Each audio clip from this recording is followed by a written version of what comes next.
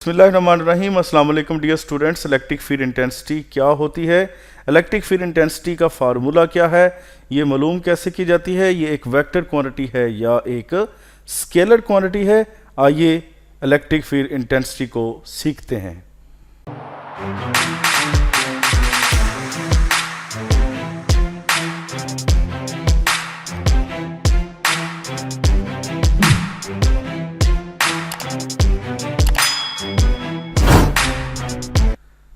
Students, हम पिछले lecture में इलेक्ट्रिक फील्ड के बारे में डिस्कस कर चुके हैं।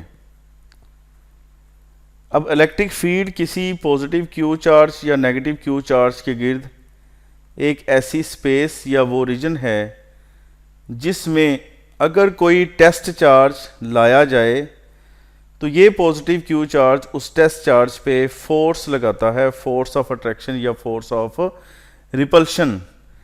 अब ये फोर्स कितनी लगाता है, इस फोर्स की स्ट्रेंथ क्या है, इस फोर्स की इंटेंसिटी क्या है, वो इलेक्ट्रिक फील्ड इंटेंसिटी से कैलकुलेट की जाती है।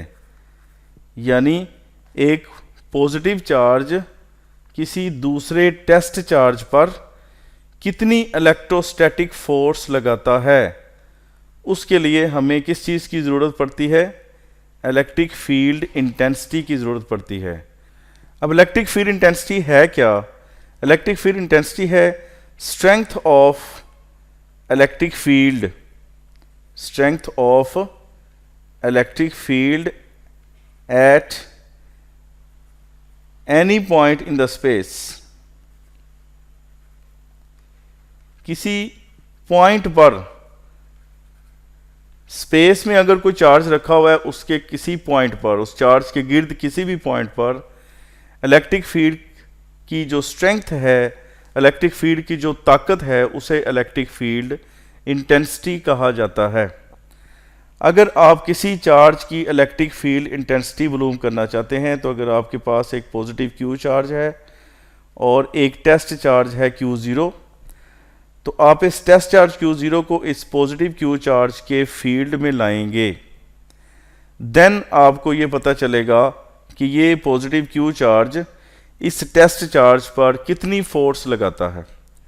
अगर इस पर लगने वाली फोर्स को हम F से रिप्रेजेंट करें, और चूंकि फोर्स लग किसके ऊपर रही है, टेस्ट चार्ज Q0 पर, तो then F over Q0 is called electric field intensity, या फिर हम सिर्फ इसको इलेक्ट्रिक इंटेंसिटी भी कह सकते हैं।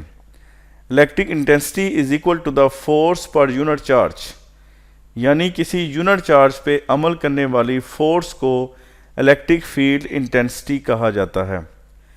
फोर्स का यूनिट क्या होता है, न्यूटन। चार्ज का यूनिट क्या होता है, कूलम। तो फिर हम इस फार्मूला को यूज़ करके इलेक्ट्रिक फील्ड इंटेंसिटी का यूनिट कैसे मालूम करेंगे, unit of E is equal to newton per coulomb, यानी इलेक्ट्रिक फील्ड इंटेंसिटी का यूनिट आएगा न्यूटन पर कूलम। यानी किसी यूनिट पॉजिटिव चार्ज पर किसी दूसरे फील्ड चार्ज की वजह से लगने वाली जो फोर्स है वो उसकी इलेक्ट्रिक फील्ड इंटेंसिटी कहलाती है।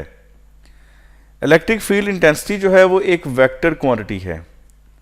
किस वजह से वेक्टर क्वांटिटी? अगर आप इसके फार्मूला को देखें तो E is equal to F over Q, force यहाँ पे एक वेक्टर क्वांटिटी है।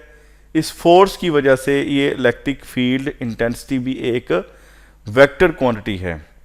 अब जब वेक्टर क्वांटिटी है तो उसके लिए हमें डायरेक्शन का जिक्र भी करना पड़ता है। अगर ये एक पॉजिटिव क्यू चार्ज है और ये एक टेस्ट चार्ज है जो कि पॉजिटिव है, उसको हम Q0 से रिप्रेजेंट कर लेते हैं और इस चार्ज को Q से, तो इस पे लगने वाली ये फोर्स होगी, this is the force of repulsion, जो पॉजिटिव क्यू चार्ज इस Q0 पर लगाएगा। जिस डायरेक्शन में फोर्स अमल करती है उसी डायरेक्शन में इलेक्ट्रिक फील्ड इंटेंसिटी अमल करेगी, यानी कि the direction of electric field is in the direction of force. अब ये जो फोर्स है this is called Coulomb's law के मुताबिक हम इसको क्या कहेंगे, कूलम्स फोर्स, या इसको हम कहेंगे इलेक्ट्रोस्टैटिक फोर्स। और इस फोर्स की वैल्यू किसके बराबर होती है? According to Coulomb's law 1/4 pi epsilon naught into first charge into second charge over R square. What is R? R is the distance between these two charges. अब अगर देखा जाए तो फर्स्ट चार्ज यहाँ पे Q है और जो सेकंड चार्ज है वो क्या है? Q0. तो ये फार्मूला बन जाएगा F is equal to 1/4 pi epsilon naught into यहाँ पे Q1 फर्स्ट चार्ज जो है वो Q है और जो सेकंड चार्ज है वो है Q0 और उसके दरमियान का जो डिस्टेंस है वो R और इसी तरह R स्क्वायर बन जाएगा अकॉर्डिंग टू कूलम्स लॉ. इसे आप इक्वेशन नंबर 1 का नाम दे दें.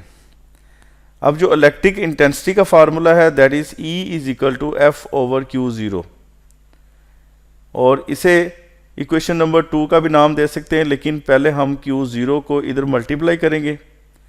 यह आएगा Q0 E is equal to F. तो इस फार्मूला से हम चार्ज पे अमल करने वाली फोर्स निकाल सकते हैं. This is equation number 2. अगर आप इक्वेशन नंबर 1 और 2 दोनों को कंपेयर करें तो आपके पास आएगा Q0E is equal to 1/4 pi epsilon naught multiplied by Q into Q0 over R square. ये वाला Q0 इसके साथ कैंसिल हो जाएगा, यहाँ E बच जाएगा और इसके बाद आएगा आपके पास 1/4 pi epsilon naught into Q over R square. This is the formula of electric field intensity. ये इलेक्ट्रिक फील्ड इंटेंसिटी निकालने का फार्मूला होगा. ये हम सिर्फ इसको मैग्नीट्यूड में इस फार्मूला में जाहिर कर रहे हैं. अगर आप इसको डायरेक्शन में शो करना चाहते हैं तो इसके ऊपर वेक्टर साइन आएगा और उसके बाद ये आएगा 1/4 pi epsilon naught into Q over R square और साथ में आएगा R यूनिट वेक्टर. अब ये यूनिट वेक्टर जाहिर करता है उस डायरेक्शन को, उस इलेक्ट्रिक फील्ड की डायरेक्शन को जो कि कूलम्स फोर्स की वजह से पैदा हुई है. यानी कि ये आपके पास पॉजिटिव Q चार्ज है और ये पॉजिटिव Q0 चार्ज है जिसको हम टेस्ट चार्ज कहते हैं. इस पर ये फोर्स अमल करती है और इसका ये डिस्टेंस जो है वो R है और ये इलेक्ट्रिक फील्ड की डायरेक्शन होगी और इस डायरेक्शन को हम R यूनिट वेक्टर से रिप्रेजेंट करेंगे. जो मैट्रिक के स्टूडेंट्स हैं उनके लिए जो यूनिट वेक्टर है वो अननोन है, यानी कि उनके लिए ये वर्डिंग जो है वो पहले किसी बुक में या कोर्स में आपको नज़र नहीं आएगी, लेकिन एफएससी में जाके आप यूनिट वेक्टर के बारे में सुनेंगे. अब यूनिट वेक्टर है क्या? यूनिट वेक्टर सिर्फ डायरेक्शन को रिप्रेजेंट करने के लिए इस्तेमाल किया जाता है और ऐसा वेक्टर है जिसकी मैग्नीट्यूड 1 होती है. A vector which has magnitude equal to 1 and has any arbitrary direction. तो सिंपल आप सिर्फ इतना समझें कि हम डायरेक्शन को रिप्रेजेंट करने के लिए यूनिट वेक्टर इस्तेमाल करते हैं. जब आप एफएससी में जाएंगे तो वहाँ आपको इसकी सारी एक्सप्लेनेशन मिल जाएगी और इसका यूज़ भी मिल जाएगा. तो मैंने यहाँ पे सिर्फ आपको ये बताने के लिए कि ये आप फार्मूला जो है वो सिर्फ मैग्नीट्यूड को ज़ाहिर कर रहा है और अगर आप इसको वेक्टर फॉर्म में रिप्रेजेंट करना चाहते हैं तो उसके साथ हमें डायरेक्शन को शो करना पड़ेगा और उसके लिए हम यूनिट वेक्टर इस्तेमाल करते हैं. तो स्टूडेंट्स, इलेक्ट्रिक फील्ड इंटेंसिटी जो है उसको डिफाइन करने के लिए हमें फार्मूला की ज़रूरत है which is equal to F/Q.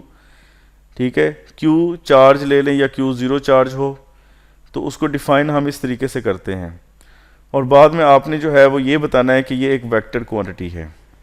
ठीक है, इसके साथ आपने इसका यूनिट बताना होता है और फिगर बना के आपने ये बताना होता है कि इसकी डायरेक्शन किस डायरेक्शन में होगी या फिर हम ये कह सकते हैं कि इसकी डायरेक्शन क्या होगी. तो आज के टॉपिक में हम इलेक्ट्रिक फील्ड इंटेंसिटी को डिस्कस कर रहे हैं कि इलेक्ट्रिक फील्ड इंटेंसिटी किसी फील्ड की या इलेक्ट्रिक फील्ड की स्ट्रेंथ को कहते हैं, उसकी ताकत को कहते हैं कि जब कोई टेस्ट चार्ज उसके करीब लाया जाएगा तो वो फील्ड चार्ज उस पर कितनी फोर्स लगाएगा। वो फोर्स डिपेंड करती है इन चार्जेस के दरमियान डिस्टेंस पे। अगर डिस्टेंस ज़्यादा होता जाएगा तो ये फोर्स कम हो जाएगी, अगर डिस्टेंस कम होगा तो ये फोर्स ज़्यादा होगी। तो इलेक्ट्रिक फील्ड इंटेंसिटी जो है वो बढ़ जाएगी अगर आप इस टेस्ट चार्ज को इस पॉजिटिव क्यू चार्ज, जिसको हम फील्ड चार्ज कहते हैं, उसके ज़्यादा करीब लाएंगे तो ये फील्ड स्ट्रेंथ बढ़ जाएगी।